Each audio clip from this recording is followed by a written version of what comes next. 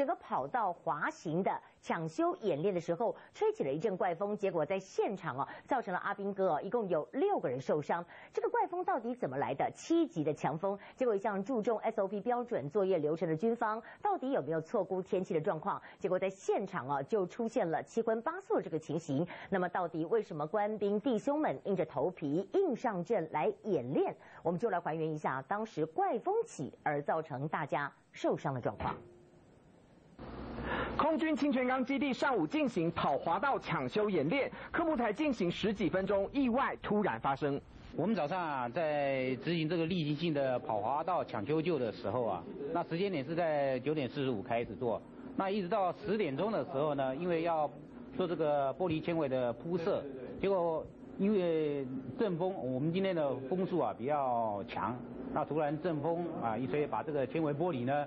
吹起来，撞到我们的眼内的士官兵。为达成演习视同作战的精神，军方模拟跑道遭破坏，安排玻璃纤维板铺设科目，以利军机正常起降。跑道被炸了以后对不对？我们泥土回填，然后把这个玻璃线铺上去以后我们的飞机呢可以再继续起飞。一向讲究 SOP 标准作业流程的军方，在演练进行之前，难道都没事先掌握当时的天候状况吗？像今天发生这种情况以后，我们当然是会把它纳入检讨里面让以后我们在执行这个科目以后就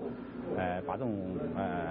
危险的情况降到最低。军方用50乘以50英尺的土色玻璃纤维板，每片约4到5公分厚，切成9个长条状，总重1000多公斤，却被瞬间7级阵风吹起，当场将5名士官兵碰撞成伤。尽管5名士官兵只受轻伤，但意外让演练全面暂停。军方究竟有没有错估天气状况，硬着头皮上场演练，恐怕还有的检讨。中天新闻江志南台中采访报道。